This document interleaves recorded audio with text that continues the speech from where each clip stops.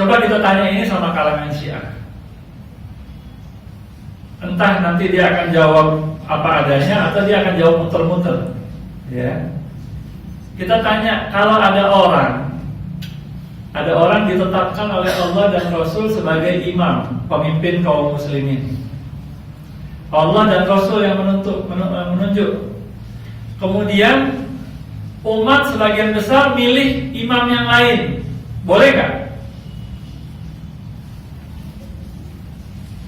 Boleh nggak? Ada orang ditetapkan oleh Allah dan Rasul sebagai pemimpin. Umat, para sahabat Nabi milih yang lain. Boleh nggak? Tidak boleh. Hukumnya apa? Dosa besar. Orang Allah dan Rasul yang menentukan kok mau milih yang lain, dosa besar. Nggak beriman itu namanya.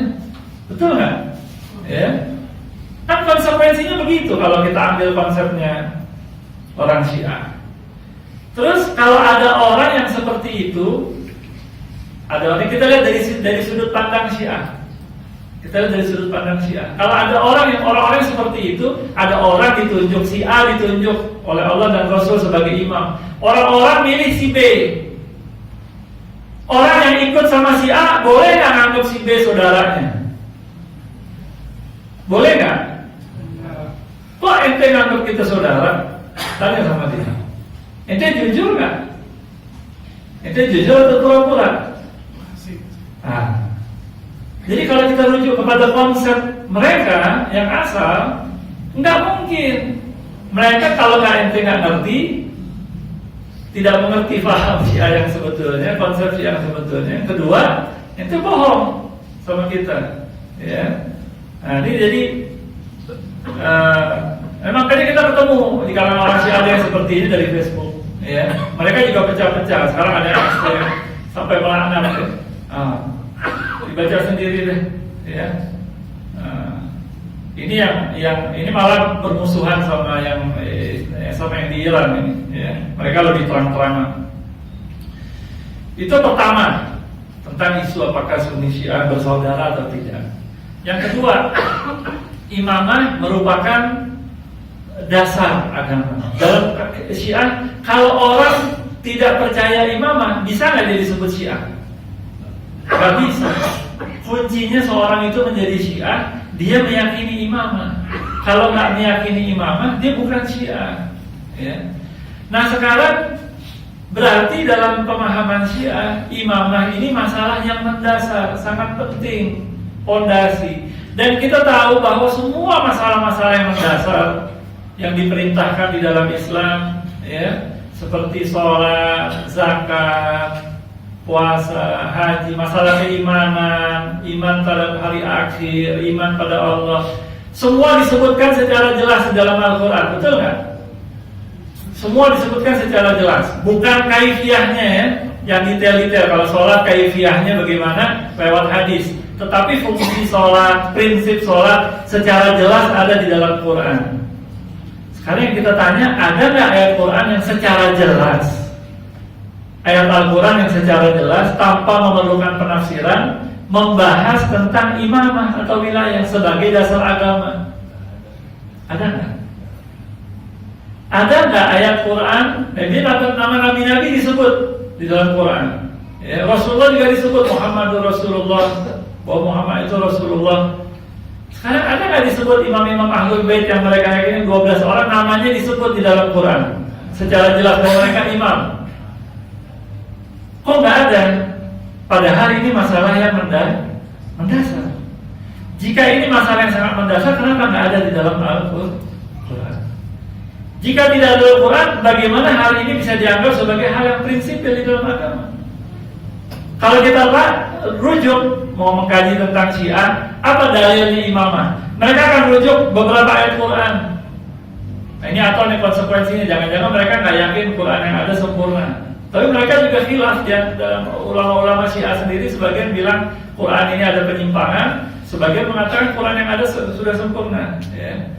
Kalau mereka merujuk mana ayatnya tentang wilayah, mereka diantaranya akan menunjuk ayat ini, surah Al-Maidah ayat 55. Sungguhnya penolong kamu hanyalah Allah, Rasulnya dan orang-orang yang beriman, yang mendirikan sholat, menunaikan zakat seraya mereka itu rukuk. Orang Syiah menafsirkan bahwa ayat yang dimaksud di sini adalah Imam Ali bin Abi Thalib, karena Imam Ali pernah lagi sholat, lagi ruku, ada orang minta sedekah, dijulurkan tangannya, diambil cincinnya buat sedekah. Jadi dia sedekah sambil ruku, ya. Ini kan penafsiran. Salah satu riwayat asbabun nuzul. Disebutkan secara jelas. Di sini Imam Ali maksudnya. Enggak disebut. Lagi pula ayatnya bukan cuma buat satu orang, alladzina, ya, untuk jamak lebih 3 orang atau lebih, ya. Jadi nggak pas kalau dimaksudkan untuk satu orang saja, Ali bin Abi Thalib, ya. Dan ayat-ayat lain juga begitu, tidak ada yang secara jelas tegas menyebutkan ini loh, Imam.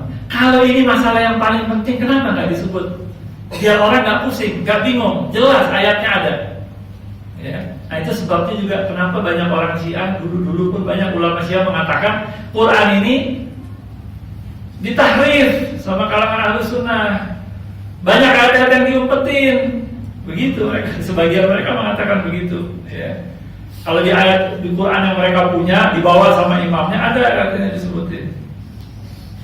Oke, kalian nomor 3, ya. Masih ada waktu sedikit, ya. Mana yang lebih baik? Nah ini satu isu yang menarik juga. Dalam pandangan Syiah, imamah yang diserahkan kepada syura adalah salah. Maksudnya kalau di Ahlus Sunnah kan selepas Nabi wafat, para sahabat mutusin imam itu tunjuk Khalifah Abu Bakar. Apa Abu Bakar As-Siddiq itu ditunjuk sama Nabi? Tidak kan? Jadi terpilihnya Abu Bakar As-Siddiq lewat proses apa? Lewat syura, ya. Menurut Syiah, dengan kalau baca buku-bukunya kita akan cenderung benar juga yang dia bilang, ya. Mereka bertanya, mana lebih baik? Imam selepas Nabi ditetapkan, ditunjuk oleh Allah dan Rasulnya, atau lewat syura? Kira-kira kita kalau baca sejarah, kita merasa lebih bagus yang mana? Enakan ditunjuk, ya. Nggak usah debat lagi. Udah jelas siapa pemimpinnya, ya. Apalagi mereka mengatakan, coba lihat, bagaimana dikatakan syura lebih baik, sementara setelah Nabi wafat para sahabat dari awal sudah terjadi perselisihan. Kalau baca kisah Saqifah Bani Sa'idah, sudah ada perselisihan dalam memutuskan sampai akhir terpilih Abu Bakar As-Siddiq. Mereka tunjuk nih, lihat nih, kalau pakai syura begini, mestinya kan pakai lebih bagus ditunjuk. Jadi ketika kita baca itu benar juga, maksudnya lebih bagus yang konsep Syiah daripada konsep Ahlus Sunnah. Kita jadi berantem melulu masalah gara-gara syura, perbedaan pandangan dan seterusnya. Jadi gimana? Setuju sama Syiah? Sekarang kita jawab, ya, betul nggak penetapan atau penunjukan lebih baik daripada syura dalam kaitan ini? Ya. Ini bantahan pertama. Bantahan pertama justru datang dari narasi Syiah sendiri. Ya, karena kan mereka meyakini Imam Ali itu ditunjuk, betul nggak? Kan memang mereka meyakini Imam Ali itu ditunjuk. Nah, Imam Ali sudah ditunjuk menurut mereka. Terus, apakah setelah itu menurut narasi mereka sendiri umat itmi'nan, menerima dan tidak terjadi perselisihan? Kan harusnya kalau ikut teorinya kan, kalau ditunjuk, umat tenang sudah tinggal ambil menerima dan tidak ada perselisihan. Itu nggak yang terjadi. Ini nggak ada pada pusing, nggak ngerti. Ini tanggung jawab nanti yang minta bahas ya. Ya, kenyataannya tidak. Menurut versi Syiah sendiri, justru setelah ditunjuk itu sebagian besar memutuskan untuk syura, milih Abu Bakar As-Siddiq. Jadi menurut konsep mereka sendiri, kenyataannya sudah ditunjuk, tetap saja kejadiannya lain. Ya, paham? Paham yang saya maksud, ya? Nah, kenyataan juga sebagian besar sahabat memilih imam yang berbeda, padahal sudah ada penunjukan. Ya, jadi penetapan yang sudah ada penunjukan tidak menghilangkan perselisihan kenyataannya. Nah, ini bantahan yang pertama. Kemudian yang kedua, takutnya pusing ya bahas. Sekarang gini, dalam keyakinan Syiah ini menarik. Menurut keyakinan Syiah, Imam Ali ditunjuk oleh Allah dan Rasul. Kemudian dari Imam Ali ke Sayyidina Hasan juga begitu, ditunjuk juga. Udah ditetapkan nih imam-imam ini sampai imam ke-12. Semua ada penetapannya. Imam yang ke-12, Imam Muhammad Al-Mahdi, kemudian gaib. Gaib Syugro ada deputinya, ada wakilnya. Ya, sampai wakil yang keempat. Begitu wakil yang keempat meninggal, setelah itu nggak ada lagi wakil. Terus imamnya gaib. Sekarang timbul persoalan. Ada imam yang ditunjuk, tapi imamnya gaib. Bapak-bapak nih kira-kira nih kalau punya presiden, ada pemimpinnya nggak? Ada. Mau sholat ada, imamnya ada. Tapi imamnya gaib, nggak kelihatan. Ada imam nih, imamnya gaib tiba-tiba ya. Ini ke toilet belakang gitu. Ya, suaranya nggak kedengeran, orangnya nggak kelihatan. Bisa nggak ngikutin? Terus apa perannya imam? Kalau imamnya gaib, ya, oke lah kita terima konsep imam gaib. Mestinya ketika dia gaib, dia nunjuk orang lain nggak sebagai wakil. Mestinya kan ikut konsepnya kan ada penunjukan. Tapi dia tunjuk orang nggak waktu gaib subro, waktu gaib kubro, nggak nunjuk orang. Terus siapa yang harus diikuti oleh umat? Siapa yang mesti diikuti oleh umat? Ini panjang kalau mau dibahas. Cuma saya mau kasih satu contoh kasus yang menarik. Terkait apa yang terjadi di Iran. Di Iran sekarang, ya, sejak revolusi Iran, mereka pakai konsep wilayatul faqih, bahwa kepemimpinan dunia Syiah ini harus dipegang oleh ulama al-faqih. Yang jadi pemimpin pertama Khomeini. Khomeini meninggal diganti oleh Khamenei. Ya, nah, mereka jadi pemimpin di dunia Syiah. Pemimpin sebagai ulama, sebagai pemimpin politik juga. Sekarang jadi pertanyaan, yang sebetulnya punya hak kepemimpinan siapa di dunia Syiah? Siapa? Imam ke-12 kan? Dia yang punya hak menurut keyakinan Syiah. Terus Khomeini sama Khamenei jadi pemimpin di dunia Syiah, dapat legitimasinya dari mana? Dapat surat penunjukan nggak dari imam?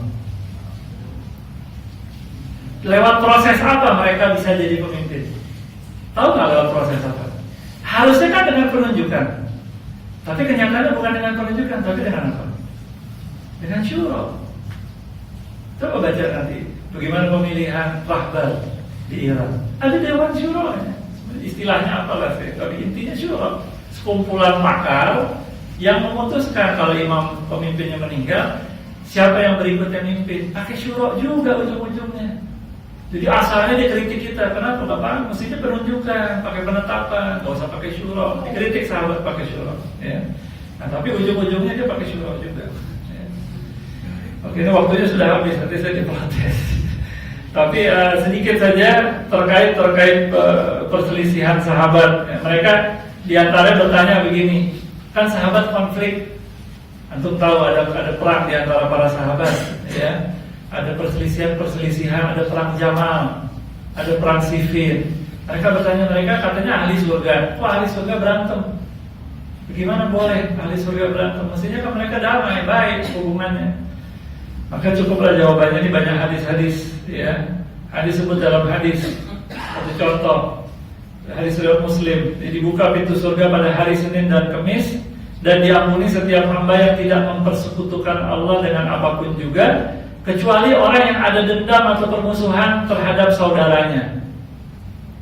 Maka dikatakan perhatikan mereka berdua hingga berdamai. Kalau sudah damai boleh masuk surga. Jadi ada orang-orang mukmin yang dia ada perselisihan di dunia, didamaikannya di akhirat menurut hadis ini. Ya. Jadi bukan nggak mungkin orang mukmin ahli surga di dunia ada konflik perselisihan, bukan nggak mungkin menurut hadis ini. Oke, nggak percaya sama hadis. Hadis kita beda kata orang Syiah. Kita ambil dari Quran. Ini ayat Quran, ya. Surat Al-Hijr ayat 45-47. Sungguhnya orang-orang yang bertakwa itu berada di dalam surga dan di dekat mata air. Dikatakan kepada mereka, masuklah ke dalamnya dengan sejahtera lagi aman, dan kami lenyapkan segala rasa dendam yang berada dalam hati mereka. Ini siapa mereka? Ahli surga bukan? Kalau dikatakan dilenyapkan rasa dendamnya, ghilnya, berarti sebelumnya ada perasaan dendam nggak? Ada konflik nggak di antara mereka? Ada. Artinya mungkin terjadi dan didamaikan. Ada beberapa riwayat yang menjelaskan tentang ini. Mungkin terjadi ada konflik perselisihan di antara orang beriman. Allah damaikan di akhirat. Ya. Kalau Quran bilang boleh, kok ente bilang nggak boleh? Oh, masa berperang saling membunuh? Kita kasih lagi ayatnya. Bagaimana mungkin para sahabat semuanya baik soleh, sementara mereka saling membunuh, saling berperang, maksudnya satu sama lain selepas sepeninggalan ini. Kita kasih ayat, ini ada hadisnya. Ada hadis dari Abu Hurairah berkatakan hari kiamat tidak akan terjadi jika dua kelompok besar saling berperang, sementara seruan mereka satu, la ilaha illallah, Allahu Akbar, sama-sama muslim berperang. Ini terjadi pada perang Siffin, ya. Dan banyak kejadian-kejadian lain. Itu hadis. Oke, sekarang ayat Qur'annya. Ini di surah Al-Hujurat dikatakan wa in ta'ifatani minal mu'minina iqtatalu fa'aslihu bainahuma. Ya, al-ayat. Dan kalau ada dua golongan dari mereka yang beriman itu berperang, maka damaikan. Siapa yang berperang? Orang yang beriman sama orang kafir. Orang beriman sama orang munafik. Di ayat ini siapa yang berperang? Dua kelompok orang yang beriman. Di Quran mengatakan mungkin saja terjadi orang beriman dengan orang beriman berperang. Sebabnya mungkin karena fitnah, karena kekacauan informasi bisa saja terjadi. Ya. Quran mengatakan mungkin terjadi. Kok kita mau protes? Kalau orang secara umum Quran mengatakan mungkin saja orang beriman berperang dengan orang beriman, kok kita mau mengatakan sahabat nggak boleh dong? Begitu. Memang idealnya tidak. Tapi kita tidak bisa mengatakan karena terjadi perselisihan, karena terjadi konflik, terus kita mengklaim mesti salah satu beriman, salah satu nggak benar. Sementara Quran mengatakan mungkin saja terjadi. Ya. Nah, ini beberapa isu. Nah, kalau waktu terbatas, seperti saya katakan, memang mau bahas ini perlu detail, satu-satu mau dibahas panjang lagi. Kita ada banyak lagi isu-isu yang lain. Tapi paling tidak, mudah-mudahan ini beberapa hal yang saya kira isu yang cukup penting, yang sering diangkat berkaitan dengan Sunni dan Syiah. Mudah-mudahan yang sedikit ini memicu lah kita mengkaji lebih jauh lagi, ya, dan paling tidak kita bisa menjaga diri kita dan keluarga dekat kita. Itu saja yang bisa saya sampaikan. Lebih kurang saya mohon maaf. Assalamualaikum warahmatullahi wabarakatuh.